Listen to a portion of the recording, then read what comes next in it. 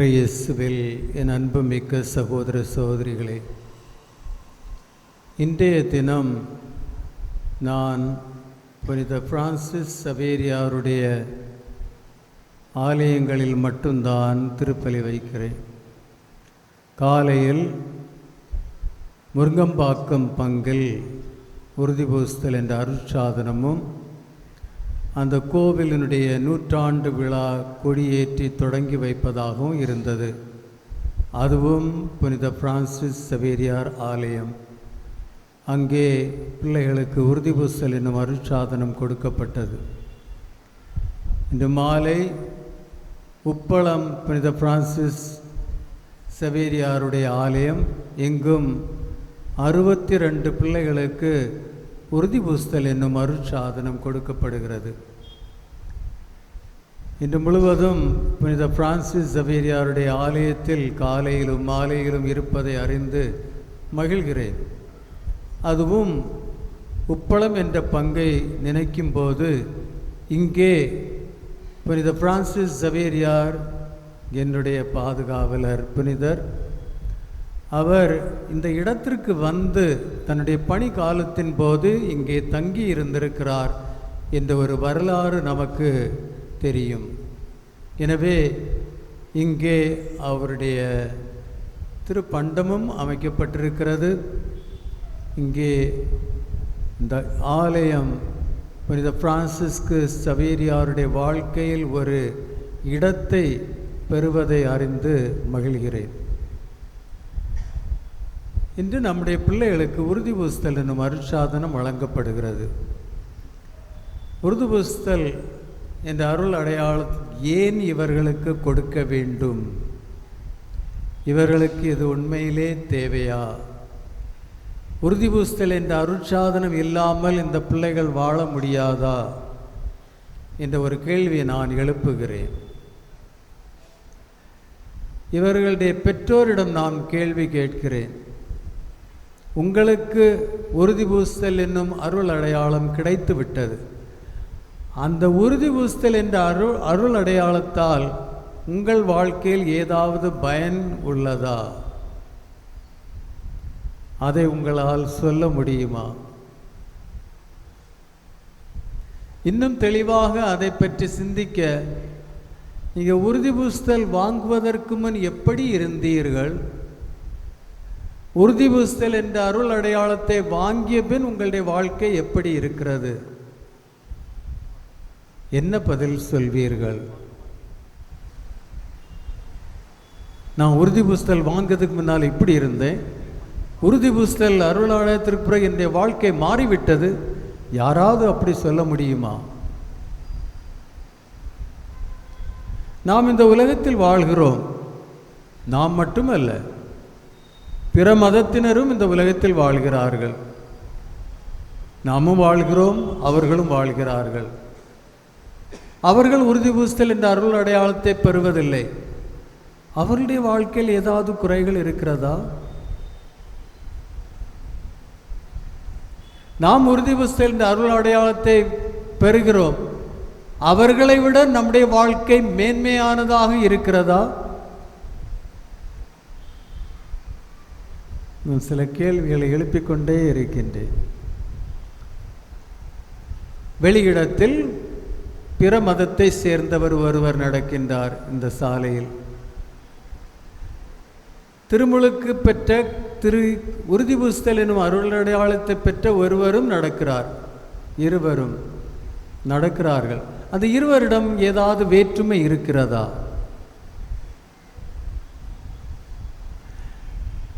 ஏன் நான் இந்த கேள்விகளை உங்களிடம் எழுப்புகிறேன் என்றால், இந்த பிள்ளைகளுக்கு நாம் இன்று உறுதிபூசுதல் என்னும் அருள் அடையாளத்தை கொடுக்கின்றோம். அதனால் இந்த பிள்ளைகளின் வாழ்க்கையில் என்ன மாற்றம் வரப்போகிறது? அவர்கள் அந்த மாற்றத்தை அறிகிறார்களா? அவர்கள் அந்த மாற்றத்தை அறிந்து அதன்படி தன் வாழ்க்கையை வாழ முன் வருகிறார்களா?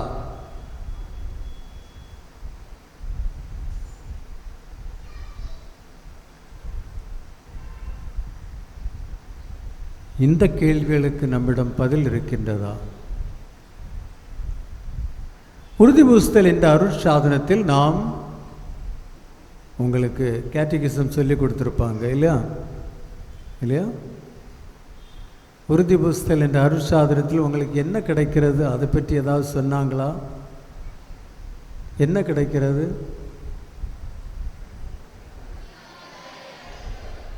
தூய ஆவியார் கிடைக்கிறாருன்னு சொன்னாங்களா?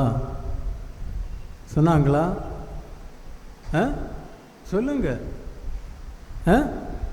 எஸ். திருமுழுக்கு என்ற அருட்சாதனத்தில் உங்களுக்கு தூய ஆவியார் கிடைக்கலையா? கிடைக்கலையா? கிடைச்சார். இன்னும் ஏன் என்ன இப்போ அவர் ஓடிட்டாரா? திருமுழுக்கு என்ற அருட்சாதனத்தில் தூய ஆவியார் உங்களுக்கு கிடைத்துள்ளார். பின் ஏன் உறுதி புஸ்தல் என்ற அருள் அடையாளம்?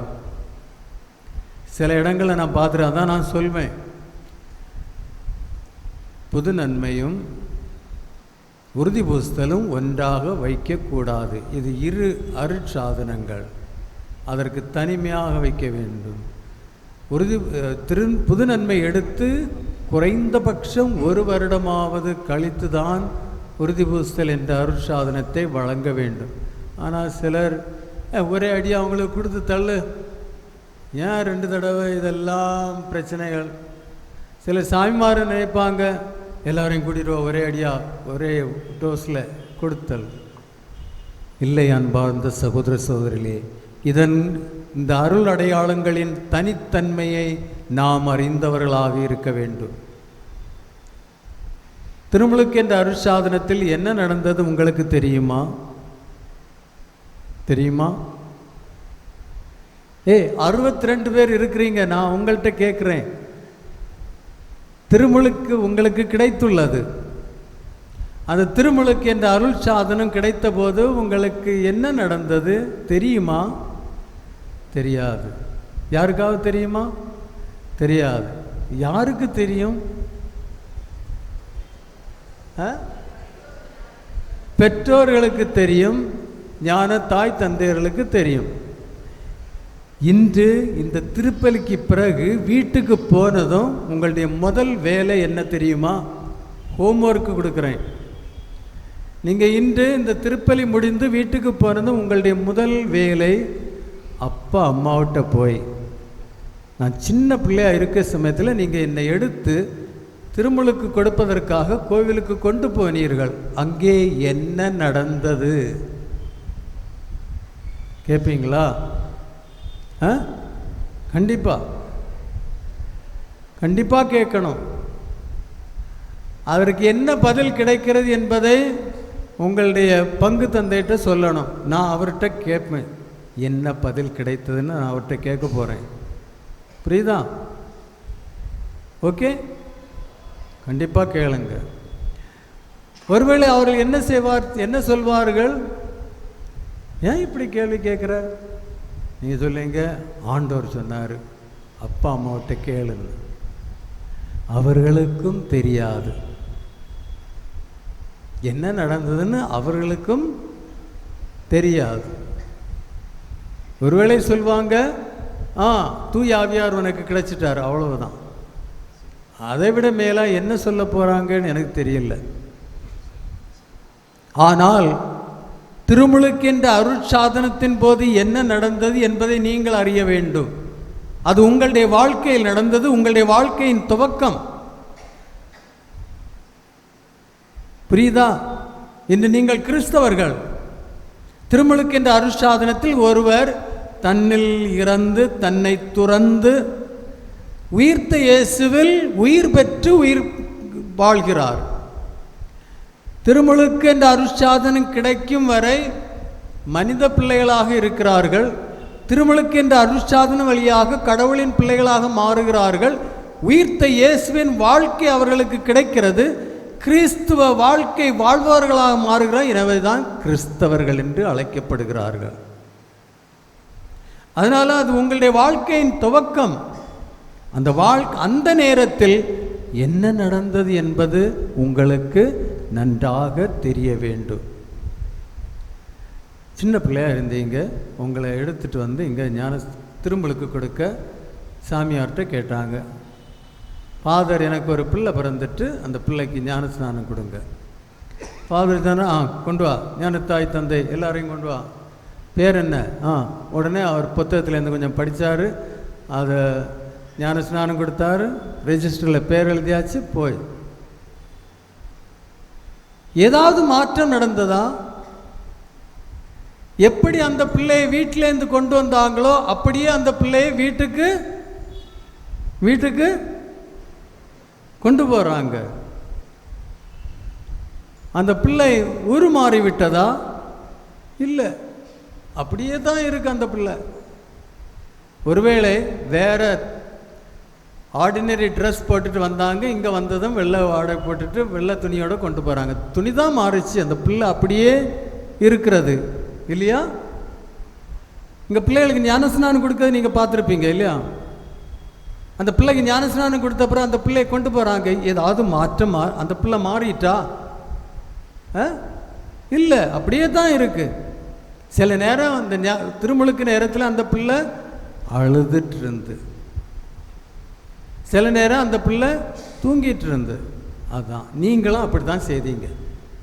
உங்களுக்கு திருமுழுக்கு கிடைச்ச போது நீங்கள் தூங்கிட்டு இருந்தீங்க, இல்லை அழுதுட்டு இருந்தீங்க. இதில் ரெண்டில் ஒன்று தான் செய்தீங்க. கேட்டு பாருங்க உங்கள் அப்பா அம்மாவிட்ட, சரியா? ஆனால் திருமுழுக்கு கொடுக்கும்போது, உங்களுக்கு திருமுழுக்கு கிடைத்த போது 3 நிகழ்வுகள் நடந்தன. அதை நீங்கள் நல்ல முறையில் அறிய வேண்டும், அதை நம்ப வேண்டும். முதல் நிகழ்வு, வானம் திறந்தது. இயேசுநாதருக்கு யார் திருமுழுக்கு கொடுத்தா? புனித திருமுழுக்கு யோவான். எந்த இடத்துல கொடுத்தாரு? யோர்தான் நதியில். யோர்தான் நதியில் இயேசு கீழே இறங்குறாரு. திருமுழுக்கு யோவான் அவருக்கு திருமுழுக்கு கொடுக்கிறார். அந்த நேரத்தில் என்ன நடந்ததுன்னு விவிலியத்தில் நற்செய்தியில் சொல்லப்படுகிறது? வானம் திறந்தது. முதல்ல வானம் திறந்தது. அதனுடைய அர்த்தம் என்ன? வானமும் பூமியும் ஒன்றாக மாறுகிறது. அங்கே ஒரு தொடர்பு, அங்கே ஒரு உறவு ஏற்படுகிறது. வானம் திறந்ததற்கு அர்த்தம் வானமும் பூமியும் ஒன்றாக மாறி ஒரு உறவு அங்கே ஏற்படுகிறது. புரியுதா? கவனமாக கேளுங்க. கேள்வி கேட்பேன். இங்கே உறுதி பூசல் வார சமயத்தில் கேள்வி கேட்பேன். பதில் சொல்லாதவர்களுக்கு அடுத்த வருடம் உறுதி பூசல் கிடைக்கும். சரியா? சரியா? ஓகே. ஸோ வானம் திறந்தது, அங்கே ஒரு உறவு ஏற்படுகிறது. அன்பார்ந்த சகோதரர்களே, நாம் அறியாமல் இருக்கிறோம், அங்கே ஒரு உறவு ஏற்பட்டது. ரெண்டாவது நிகழ்வு என்ன? தூய ஆவியார் இயேசு மீது இறங்கி வந்தார். இது ரெண்டாவது நிகழ்வு. முதல் நிகழ்வு என்ன? வானம் திறந்தது. ரெண்டாவது நிகழ்வு தூய ஆவியார் இறங்கி வருகிறார். மூன்றாவது நிகழ்வு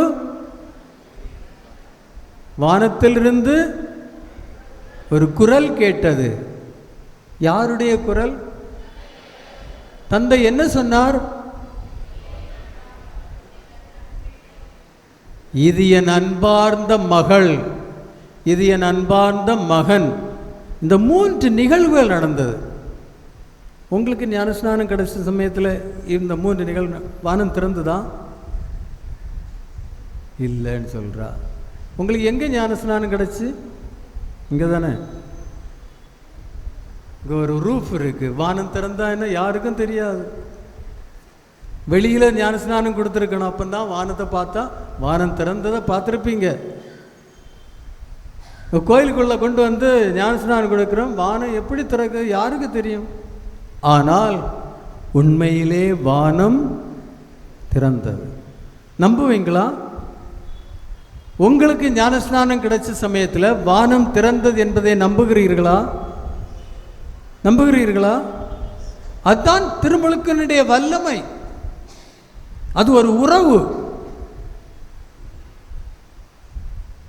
சும்மா ஒரு ரிச்சுவல் இல்லை.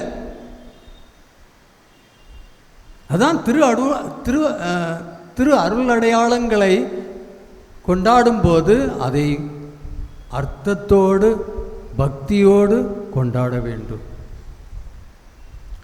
இப்போ உங்களுக்கு உங்கள் அப்பா அம்மா ஞான பெற்றோர் உங்களை பிடிச்சிட்டு இருக்கிறாங்க, நீங்கள் தூங்கிட்டு இருக்கிறீங்க, பரவாயில்லை, இல்லை அழுதுட்டு இருக்கிறீங்க. ஆனால் அந்த நேரத்தில் வானம் திறக்கிறது, மறக்கக்கூடாது. கடைசி மூச்சு சாவுவது வர யாராவது கேட்டால் சொல்லணும், வானம் திறந்தது, எனக்கு திருமலுக்கு கிடைச்ச நேரத்தில் வானம் திறந்தது. யார் இறங்கி வந்தா உங்க மேல? தூயாவியார் உங்கள் மேல் இறங்கி வருகிறார். யாருடைய குரல் கேட்டது? தந்தை ஆகிய கடவுள் உங்கள்கிட்ட என்ன சொன்னார்? உங்களை பற்றி என்ன சொன்னார்? இது என் அன்பார்ந்த மகள், இது என் அன்பார்ந்த மகன்.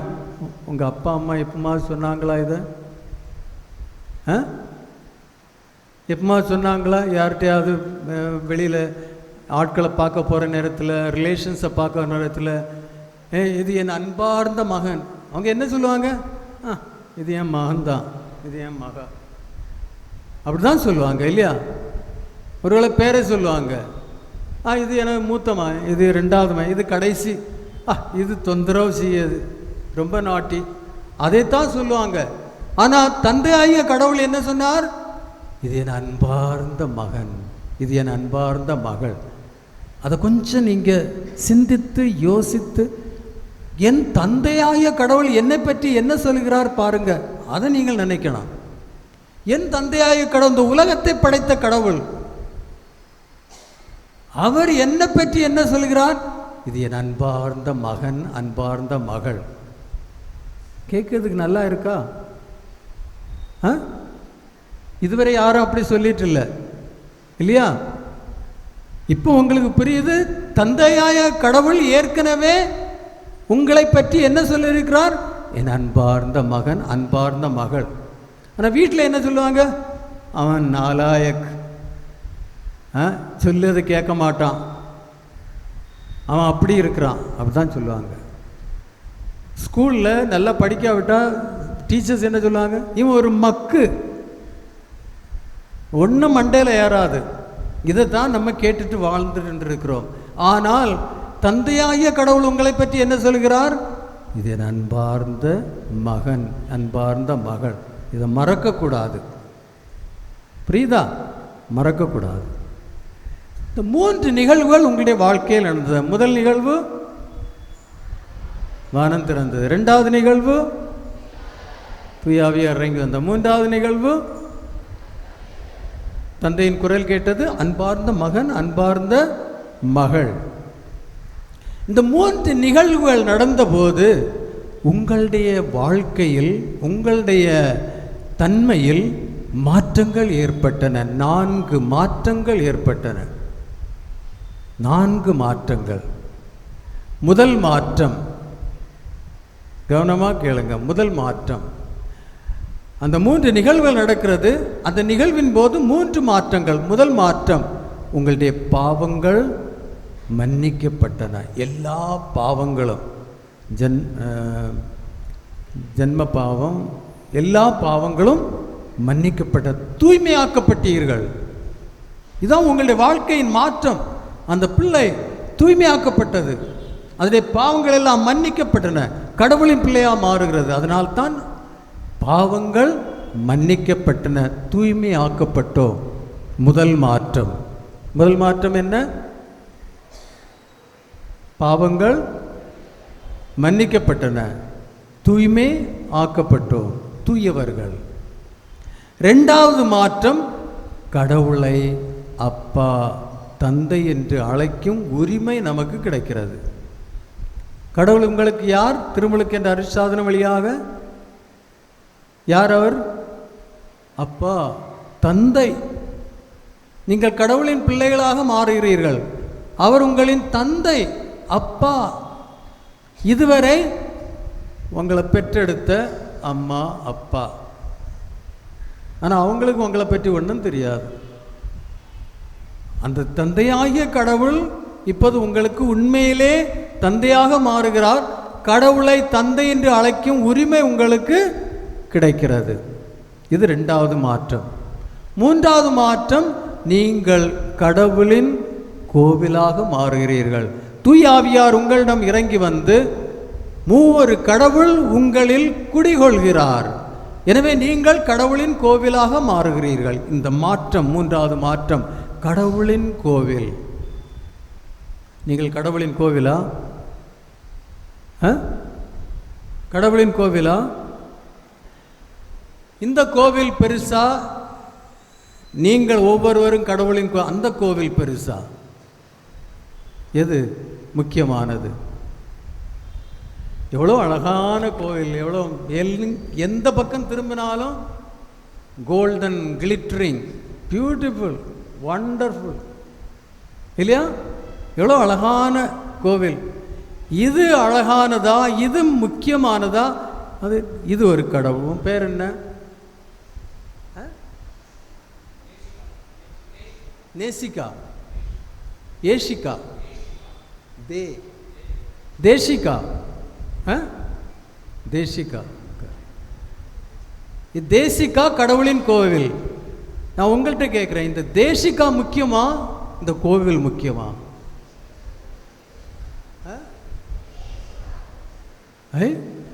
இந்த கோவில் முக்கியம் இல்லையா? தேசிகா முக்கியமா? ஏன்? ஏன்?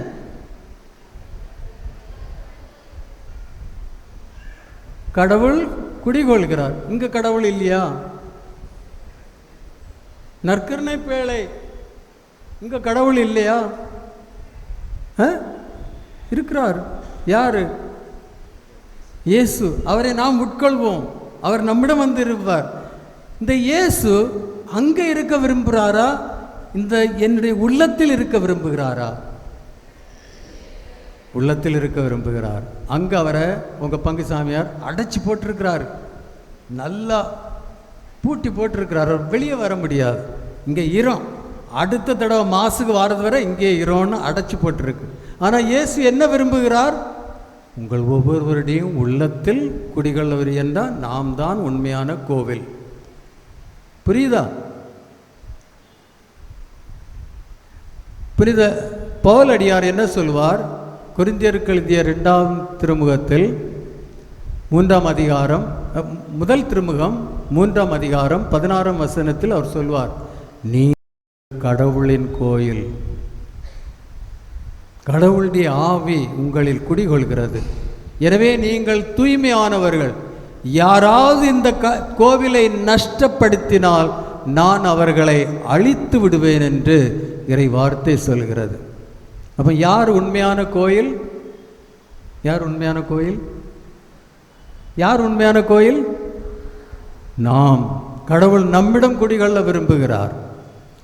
4வது மாற்றம் என்ன? நாம் திருமுழுக்கு என்ற அருள் அடையாளத்தால் திருச்சபையின் உறுப்பினர்களாக மாறுகிறோம். திருச்சபை என்றால் என்ன? இயேசுவின் உடல், தி மிஸ்டிக்கல் பாடி ஆஃப் கிரைஸ்ட். இயேசுவின் உடல். திருமுழுக்கு என்ற அருட்சாதனம் வழியாக நாம் இயேசுவின் உடலின் உறுப்பினர்களாக மாறுகிறோம். அப்போ நீங்கள் யார்? இயேசுவின் உடலின் உறுப்பினர்கள். திருமுழுக்கு என்ற அருட்சாதனம் வழியாக இந்த மேன்மையான ஒரு அருட்சாதனம் பாருங்க. முதல் 3 நிகழ்வு. முதல் நிகழ்வு வானம் திறந்தது. 2வது நிகழ்வு தூயாவியார் இறங்கி வந்தார். 3வது நிகழ்வு தந்தையின் குரல், இது என் அன்பார்ந்த மகன், அன்பார்ந்த மகள். அந்த நிகழ்வின் போது 4 மாற்றங்கள் உங்களிடம் ஏற்பட்டுள்ளது. முதல் மாற்றம், பாவங்கள் மன்னிக்கப்பட்டன. Very good, தூய்மையாக்கப்பட்டோம். 2வது மாற்றம், போச்சுடா.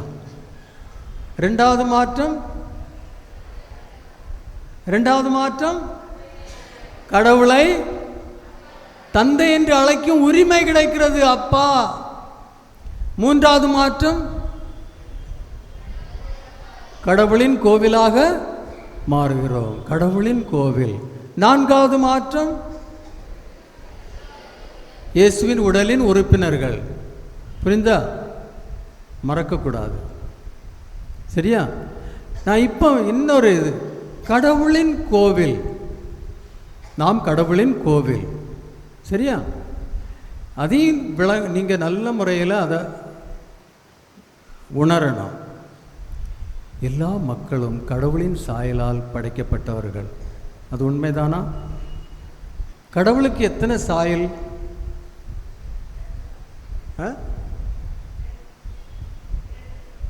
என்ன 2 சாயல்? என்ன ஒரு சாயல் என்னது? 2வது சாயல் கடவுள் தெய்வம். He is divine and human. தெய்வீகமும் மனிதத்தன்மையும், தெய்வத்தன்மையும் மனிதத்தன்மையும் அவரில் ஒன்றாயிருக்கிறது. அது அவருடைய தன்மை. கடவுளின் சாயலில் மனிதனை படைக்கிறார். அவருடைய சாயல் என்ன? அவருக்கு எத்தனை சாயல்கள்? எத்தனை கடவுள்? ஒரே கடவுள், ஒரே சாயல். கடவுள் அன்பாக இருக்கிறார். அந்த ஒரே சாயலில் மனிதனை படைக்கிறார். அப்ப கடவுளால் படைத்த எல்லா மனிதர்களும் ஒரே சாயலில் பங்கு பெறுபவர்கள் இல்லையா? சரிதானே? இந்த உலகத்தில் பிறந்த எல்லா மக்களும் கடவுளின் பிள்ளைகள், கடவுளின் சாயல், கடவுளால் படைக்கப்பட்டவர்கள். புரியுதா? அந்த மக்களை நாம் வேறுபடுத்தி, பிளவுபடுத்தி, ஜாதியின் அடிப்படையில், மொழியின் அடிப்படையில், கலாச்சாரத்தின் அடிப்படையில் நாம் அவன் வேறு இவன் வேறு வேறுபடுத்தி பிளவுபடுத்தி வைக்கிறோம். அது உண்மை. அது சரியா? சரியா? நாம் யாரை புறக்கணித்து அவன் கீழ் ஜாதியினர், நான் மேல் ஜாதியினர், அப்படி நாம் புறக்கணித்து பார்க்கும்போது நாம் யாரை பழிக்கிறோம்? கடவுளை பழிக்கிறோம். எனவே இது இந்த உலகத்தில் மிகவும் பெரிய பாவமானது. கடவுள் தன் சாயலால் படைக்கப்பட்ட மக்களை நாம் தாழ்த்தி ஒடுக்கி வைத்து பார்ப்பதுதான் மிகவும் பெரிய பாவம். அது கடவுளின் சாயல். புரியுதா? அப்ப அந்த ஜாதி பார்த்து செயல்படுவது கிறிஸ்தவமா? ஒரு கிறிஸ்தவன் அப்படி செய்ய முடியுமா? முடியாது.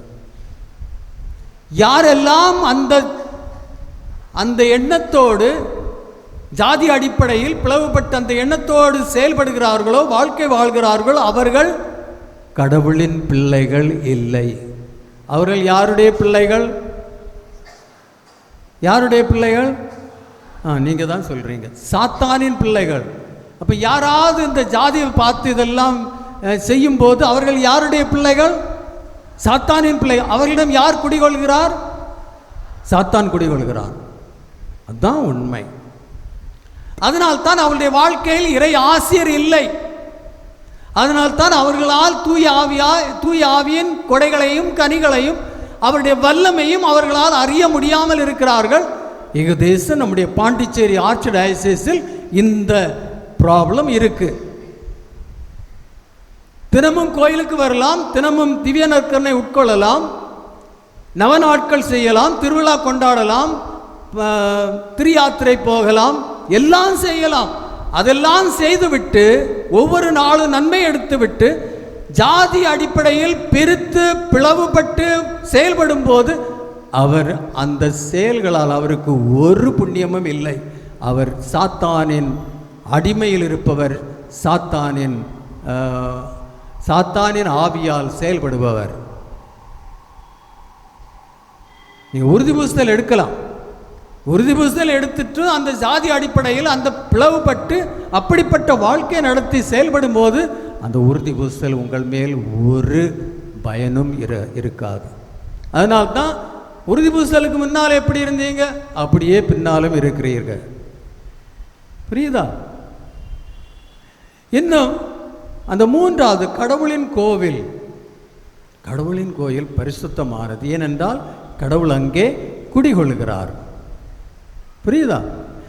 இது ஆலயம். இந்த ஆலயம் தூய்மையானது இல்லையா? இந்த ஆலயம் தூய்மையானது. இந்த ஆலயத்தில் நீங்கள் கடவுளின் கோயில், உண்மையான கோயில். இந்த ஆலயம் கடவுளுக்காக கட்டப்பட்ட ஒரு இடம். புரியுதா? ஆனால் இந்த நாட்களில் நம்ம பார்ப்பது என்ன? திருச்சபையில் ஆயராக இருந்தாலும் சரி, குருக்களாக இருந்தாலும் சரி, எல்லாரும் கோயில் கட்டிகிட்டே போகிறாங்க. எவ்வளவு பெரிய கோயில் கட்ட முடியுமோ, எவ்வளவு பைசா செலவாக்க முடியுமோ செய்கிறாங்க. ஏய்,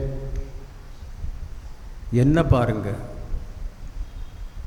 டோன்ட் பி டிஸ்ட்ராக்டட். நீங்கள் அங்கெல்லாம் பிள்ளைகளை நீங்கள் டிஸ்ட்ராக்ட் பண்ணக்கூடாது. எல்லாரும் கோயில் கட்டுறாங்க, அது ஈஸி.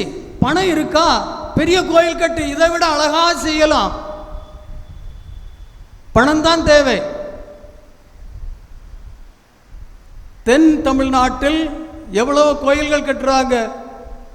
இன்றைக்கு உப்பளம்பங்கில் 30 கோடி செலவு செய்து ஒரு பெரிய கோயில் கட்டிட்டாங்கன்னா, முருகம்பாக்கம் பங்கு இல்லை மற்ற பங்குகளில் சொல்ல அவன் இப்படி கட்டிட்டானா, நம்ம அவனை விட குறைஞ்சவனா, அப்போ நம்ம ஒரு 50 கோடி செலவு செய்து நம்ம ஒரு பெரிய கோயில் கட்டுவோம். இதுதான் நடந்துட்டு இருக்கு.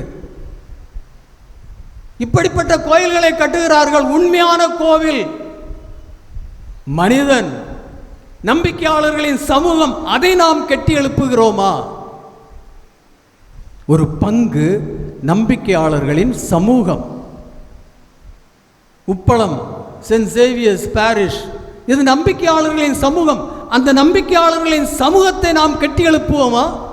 இன்று இவ்வளவு எளிதானது. இந்த கோயிலை இன்னும் இடித்து ஒரு நல்ல பெருசாக கட்டலாம், அது எளிதானது. அந்த மக்களை கட்டி அவர்களை உண்மையான அந்த கோவிலை கட்டி எழுப்பது மிகவும் கடினம். அதுதான் நம்முடைய பணி. அதை செய்ய முடியாமல் நிறைய கோவில் கட்டிட்டு இருக்கிறாங்க, கெபி கட்டிட்டு இருக்கிறாங்க, கொடிமரம் வச்சுட்டு இருக்கிறாங்க, எல்லாம் வச்சுட்டு இருக்கிறாங்க. சில கோவில்களுக்கு உள்ள போகிற இடம் இல்லை. ஒவ்வொரு ப்ரீஸ்டும் வந்து வார ப்ரீஸ்ட்டு அவன் இதெல்லாம் கட்டிட்டு போயிட்டானா, இப்போ நான் என்ன கட்டணும்? நானும் ஒன்று கட்டிட்டு தானே போனோம். அங்கே ஒரு நேம் பிளேட் வைக்கணும், அவர் ஏதாவது கட்டிட்டு போவார். எல்லாரும் கட்டிகிட்டே போகிறாங்க. பிறகு அங்கே கோயில் வளாகத்தில் இடமே இல்லை. இதுதான் இன்றைக்கு நடக்கிற ஆன்மீகம். நான் கோயில் கட்ட வேண்டாம் என்று சொல்லவில்லை. நமக்கு ஏதோ எல்லோரும் குழுமி இருப்பதற்காக ஒரு இடம் தேவை.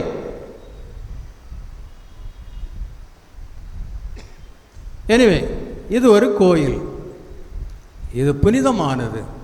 இந்த கோயிலில் ஒரு ஆள் சாராயம் பாட்டில் கொண்டு வந்து இங்கே இங்கே நடுவில் இருந்துட்டு சாராயம் குடிச்சிட்டு இருப்பான். குடிக்க விடுவீங்களா? குடிக்க விடுவீங்களா? விடுவீங்களா?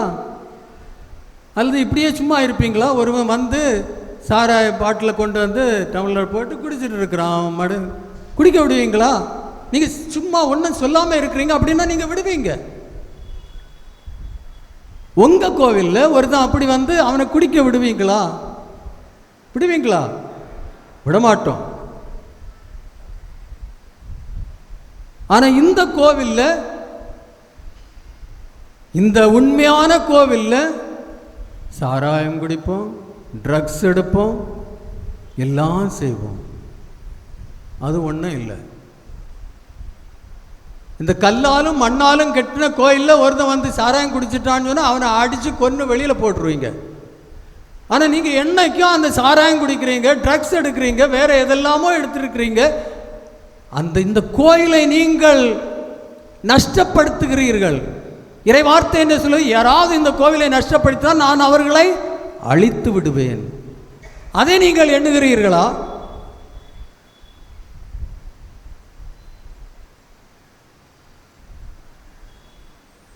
இந்த கோயிலில் ஒருத்தன் வந்து வியபிச்சாரம் செய்கிறான். நீங்கள் எல்லாம் கோயில் பூசம் முடிஞ்சு வெளியில் போயிட்டாங்க, ஒருத்தன் வந்து உள்ள விபச்சாரம் செய்கிறான். விடுவீங்களா? அவனை விடுவீங்களா? இப்போ நீங்கள் உங்கள் வாழ்க்கையில் இந்த கெட்ட உறவுகளை வைத்து விபச்சார வாழ்க்கை வாழ்கிறீர்கள். அது என்ன? உண்மையான கோவில் என்ன, அதை உணர்ந்து நம்முடைய வாழ்க்கையில் நம்முடைய இந்த ஆலயத்தை, இந்த கோவிலை, கடவுளின் இல்லத்தை நாம் தூய்மையாக வைக்க வேண்டும். அவர் அங்கே குடிகொள்ள வேண்டும். அதான் நீங்கள் இன்னைக்கு அறிய வேண்டியது. இன்னும் ஓகே, இங்கே ஒரு அழகான குருசிபிக்ஸ், அதை பார்க்குறீங்களா? சிலுவை. சிலுவையில் யார் இருக்கிறா? இயேசு இருக்கிறார் இல்லையா? அந்த சிலுவையை பாருங்க, அதில் இயேசு இருக்கிறார். அதுக்கு நான் இங்கே பூசை தொடக்கிறதுக்கு முன்னால் அதுக்கு நான் தூபம் காட்டினேன். பார்த்தீங்களா? நாம் அந்த சிலுவையை வணங்குகிறோம், தூபம் காட்டுகிறோம், அதை முத்துகிறோம், அதற்கு மாலை போடுகிறோம், எல்லாம் செய்கிறோம். அந்த சிறுபத்திற்கு செய்யலையா? செய்கிறோம். யாராவது அந்த அந்த அந்த சிலுவையை நொறுக்க முயற்சி செய்கிறாங்க, விடுவீங்களா? விடுவீங்களா? யாராவது வந்து அந்த சிலுவையை உடைக்க முயற்சி செய்கிறான், விடுவீங்களா? விடமாட்டோம். கேளுங்க, இப்போ அந்த சிலுவை யார் செய்தது? யார் செய்த சிலுவை? அந்த சிலுவை ஒரு கார்பெண்டர், ஐ திங்க் வுடன் கிராஸ், பிளாஸ்டர் பாரிஸ் அந்த ஃபிகர். அப்போ அந்த கிராஸ் ஒரு கார்பெண்டர் செய்தார், அந்த பிளாஸ்டர் பாரிஸ் ஒரு சிறுவம் செய்கிறவன் செய்து விட்டான். யார் செய்தது? மனிதன் செய்தது. அந்த கிராஸை யார் செய்தா? யார் உருவாக்குனா? மனிதன். அந்த கிராஸுக்கு உயிர் இருக்கிறதா? அந்த கிராஸுக்கு உயிர் இருக்கிறதா? இருக்கிறதா? இல்லை, அது உயிரற்றது. அது ஒரு பொருள், மரம், பிளாஸ்டர் பாரிஸ், அது உயிரற்றது. அந்த கிராஸ் மோட்சத்துக்கு போகுமா? அந்த கிராஸ் மோட்சத்துக்கு போகுமா? போகுமா? போகாது. தேசிகா, இங்க பாருங்க, தேசிகா. தேசிகாவை படைத்தது யார்? யார்? கடவுள். கடவுள் அவளுடைய பெற்றோரின் உதவியினால் தேசிகாவை படைத்தார் தன் சாயலாக. கடவுளால் படைக்கப்பட்டது. உயிர் இருக்கா? கையை எடுத்துக்காட்டு. அசைகிறான். உயிர் இருக்கு அவளுக்கு. உயிர் உள்ளவள், கடவுளால் படைக்கப்பட்டவள், உயிர் உள்ளவள். அவள் மோட்சத்துக்கு போவாளா? அவளுக்கு எதிராக இருக்கவங்க சொல்லுவாங்க அவள் போக மாட்டாள். அவள் மோட்சத்திற்காக உருவாக்கப்பட்டவளா? கடவுளால் படைக்கப்பட்டவள், உயிருள்ளவள், மோட்சத்திற்காக படைக்கப்பட்டவள். மனிதனால் படைக்கப்பட்டது, உயிரற்றது, மோட்சத்துக்காக அல்ல. எவ்வளவோ வணக்கமும் மரியாதையும் அன்பும் பாதுகாப்பும் எல்லாம் கொடுக்குறீங்க. இந்த கடவுளால் படைக்கப்பட்ட உயிருள்ள மோட்சத்திற்காக படைக்கப்பட்ட அந்த மனிதனுக்கு எவ்வளவு மதிப்பு கொடுக்குறீங்க? ஈஸியாவுடைய பேரை நீங்கள் வீணாக பேரை அவர் கெடுக்கிறீங்க. அவரை பற்றி இல்லாதது பொல்லாதது எல்லாம் சொல்றீங்க. அவரை அழிக்கும் திட்டம் போடுறீங்க. ஆனால் இங்கே வந்து அந்த குரூஸ் மனிதனால் படைக்கப்பட்டது, உயிரற்றது, மோட்சத்துக்கு போவதில்லை. அதை வணங்கி தொழுது ஆராதிக்கிறீர்கள். அதை வணங்க வேண்டும், ஆராதிக்க வேண்டும். ஏனென்றால் அது நமக்கு யாரை எடுத்து காட்டுகிறது? இயேசுவின் அடையாளம். அதனால்தான் நாம் வணங்குகிறோம், வணங்க வேண்டும். அது இயேசுவின் அடையாளம். அது இயேசுவை நமக்கு சுட்டி காட்டுகிறது. நம் மீட்பர் இயேசுவை சுட்டி காட்டு. எனவே இயேசு, அவரை வணங்க வேண்டும், அதை ஆராதிக்க வேண்டும், அதெல்லாம் செய்யலாம். ஆனால் இயேசு அந்த சிலுவையில் உண்மையிலே அந்த சிலுவையில் இருக்கிறாரா? இந்த பிள்ளையிடம் இருக்கிறாரா?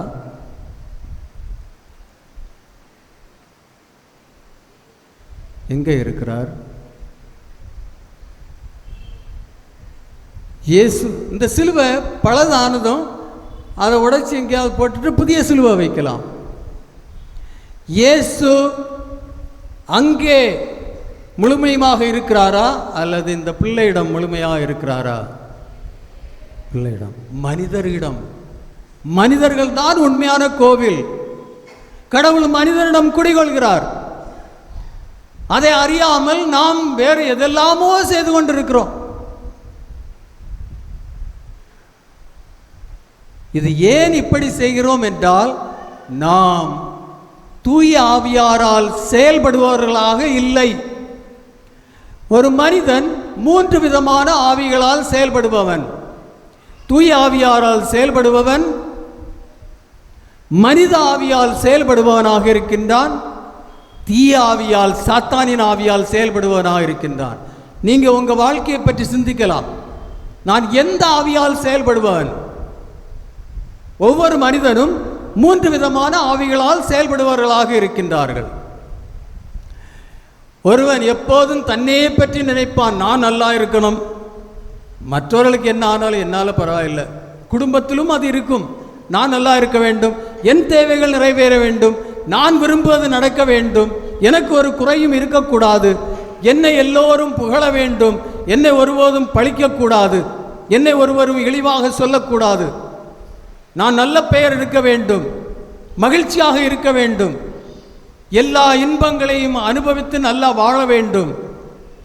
அப்படிப்பட்ட ஒரு வாழ்க்கை வாழ்வார் எந்த ஆவியால் செயல்படுபவன்? எந்த ஆவியால் செயல்படுவன்? மனித ஆவியால். மனித ஆவியால் செயல்படுபவன்.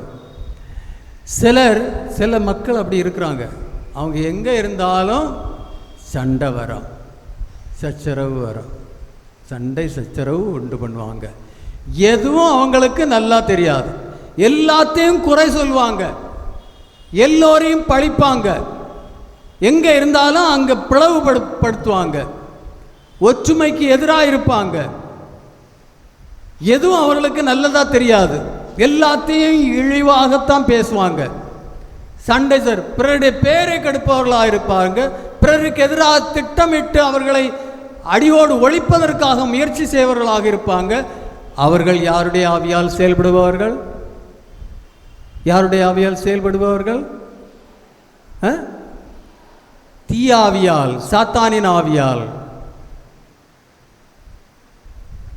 சிலர் அமைதியை காப்பவர்களாக இருப்பார்கள், எல்லோரிடமும் நன்றாக பழகி ஒற்றுமையை வளர்ப்பவர்களாக இருப்பார்கள், பிறருடைய தேவைகளை அறிந்து அதற்கு உதவி செய்பவர்களாக இருப்பார்கள், எங்கே போனாலும் மன்னித்து பகிர்ந்து ஒன்றுபட்டு வாழ்பவர்களாக இருப்பார்கள், யாரையும் புறக்கணிக்க மாட்டார்கள். அப்படிப்பட்ட வாழ்க்கை வாழ்வார்கள் எந்த ஆவியால் செயல்படுபவர்கள்? தூய ஆவியால். இப்போ நீங்களே உங்களை பற்றி சிந்திக்க வேண்டும், நான் எந்த ஆவியால் செயல்படுவேன்? அதனால்தான் அன்பார்ந்த மக்களே, இன்று இந்த பிள்ளைகளுக்கு தூய ஆவியார் தேவைப்படுகிறார். உறுதி பூசுதல் என்ற அருட்சாதனம் வழியாக திருமுழுக்கு என்ற அருட்சாதனத்தில் நடந்த நிகழ்வுகளிலும் அந்த மாற்றங்களிலும் இன்று அவர்கள் உறுதிப்படுத்தப்படுகிறார்கள். இன்று அவர்களுடைய நெற்றியில் திருத்தைலம் பூசப்பட்டு தூய ஆவியார் முத்திரையிட்டு அவர்களை தனதாக்கிக் கொள்கிறார். இந்த உறுதி பூசுதல் என்ற அருள் அடையாளத்தின் வழியாக இவர்கள் தூய ஆவியார் முத்திரையிடப்பட்டு கடவுளுக்கு சொந்தமாக மாற்றப்படுகிறார்கள். அது மட்டுமல்ல, இவர்களுடைய தலையில் கை வைத்து ஜெபிக்கும் போது தூயாவியார் இறங்கி வந்து அவர்கள் இறைவனுக்கு சொந்தமாகவும் தூயாவியாரின் வல்லமையால் நிறைக்கப்பட்டு கொடைகளாலும் கனிகளாலும் நிறைக்கப்பட்டு இறை அன்புக்கும் நற்செய்திக்கும் சான்று பகர்வர்களாக மாறுகிறார்கள். அதுதான் இந்த பிள்ளைகள் இன்று உறுதி பூசுதலின் அருள் அடையாளத்தின் போது நடக்க வேண்டியது. அதற்கு இவர்கள் திருமுழுக்கின் என்ன நடந்தது என்பதை அறிந்தவர்களாக இருக்க வேண்டும். முதல் நிகழ்வு வானம் திறந்தது, இரண்டாவது நிகழ்வு இறங்கி வந்தார், மூன்றாவது நிகழ்வு தந்தையினுடைய குரல், அன்பார்ந்த மகன், அன்பார்ந்த மகள். இந்த 3 நிகழ்வில் 4 மாற்றங்கள். முதல் மாற்றம் பாவம் மன்னிக்கப்பட்டது, தூய்மையாக்கப்பட்டோம். 2வது மாற்றம் கடவுளை தந்தை என்று அழைக்கும் உரிமை கிடைத்தது. 3வது மாற்றம் கடவுளின் கோவிலாக மாறுகிறோம். கடவுள் நம்ம குடிகொள்கிறார். 4வது மாற்றம் திருச்சபையின் உறுப்பினர்கள், இயேசுவின் உடலின் உறுப்பினர்களாக மாறுகின்றோம். இந்த 3 நிகழ்வுகளிலும், இந்த 4 மாற்றங்களிலும் இப்போது உறுதிபூசுதல் என்ற அருள் அடையாளத்தின் வழியாக தூயாவியாரால் திருத்தைலம் பூசி முத்திரையிட்டு நீங்கள் கடவுளுக்கும் நற்செய்தி அன்புக்கும் சான்றுபவர்களாக மாற்றப்படுவீர்கள். எனவே முழு நம்பிக்கையோடு பக்தியோடு இந்த சடங்கில் பங்கு பெற வேண்டும். யாரும் பேசக்கூடாது. பக்தியோடு ஜெபிங்க. தூயாவியாரே என் மீது இறங்கி வாரும், என்னோடு தங்கும், எனக்கு எல்லாவற்றையும் வெளிப்படுத்தும், என்னை வல்லமையால் நிறைத்தருளும், என்னை உமது கொடைகளாலும் கனிகளாலும் நிறைத்தருளும். அன்பார்ந்த சகோதரரே, நான் 17 வருடங்களாக ஆயராக இருக்கின்றேன். எத்தனையோ பிள்ளைகளுக்கு நான் உறுதிபூசுதல் என்னும் அருட்சாதனத்தை கொடுத்திருக்கிறேன். ஆனால் எனக்கும் சான்று கிடைத்துள்ளது. நிறைய பிள்ளைகள் உறுதிபூசுதல் என்ற அருட்சாதனத்துக்கு முன்னால் படிப்பில் ரொம்ப மக்கா இருப்பார்கள், ஒன்றும் மண்டையில் ஏறாது. உறுதிபூசுதல் என்ற அருட்சாதனத்தை பக்தியோடும் அதை அறிந்து உணர்ந்து ஜெபித்து அவர்கள் அதை ஏற்றுக்கொள்ளும் போது அறிவுள்ளவர்களாக மாறுகிறார்கள். உறுதிபூசுதல் என்ற அருட்சாதனத்தை பெற்ற பிறகு நல்லா படிப்பவர்களாக, ஏனென்றால் கடவுளின் தூய ஆவியாருடைய கொடை, புத்தி, விஸ்டம் அவர்களுக்கு கிடைக்கிறது. அதேபோல் சில பிள்ளைகளை நான் பார்த்துருக்கிறேன். உறுதிபூசுதலுக்கு முன்னால் பயந்தாங்கொள்ளி, எதற்கும் முன்வர மாட்டாங்க, பின்வாங்கி இருப்பார்கள், உற்சாகம் இல்லாமல் இருப்பார்கள். ஆனால் உறுதிபூசுதல் என்ற அருட்சாதனத்தை பெற்ற பிறகு துணிச்சலோடும் தைரியத்தோடும் உற்சாகத்தோடும் எதையும் செய்ய முடியும் என்ற ஒரு எண்ணத்தோடு முன்வந்து நல்ல வாழ்க்கை வாழ்வர்களாக மாறுகிறார்கள். ஆனால் நீங்கள் இதெல்லாம் அறியணும். அதனால் இது உங்களுடைய வாழ்க்கையில் மிகவும் மேன்மையான நேரம். பக்தியோடு ஆண்டவரிடம் ஜெபிங்க. ஆண்டவரே, உமது ஆவியை என் மீது பொழிந்தருளும். ஆவியானவரே, என் மீது இறங்கி வாரும். உமது கொடைகளால் என்னை நிரப்பியருளும், கடைகளாலும் கனிகளாலும். உமது வல்லமையால் என்னை வலுப்படுத்தும், எல்லாவற்றையும் எனக்கு வெளிப்படுத்தும் அப்படின்னு நீங்கள் ஜெபித்துட்டு இருக்க வேண்டும். புரியுதா? அப்போது நாம் உங்களுக்காக, உங்களுடைய குடும்பத்திற்காக நாம் இப்போது வேண்டி இந்த உறுதிபூசுதல் பெறும் பிள்ளைகளுக்காக நாம் ஜெபிப்போம்.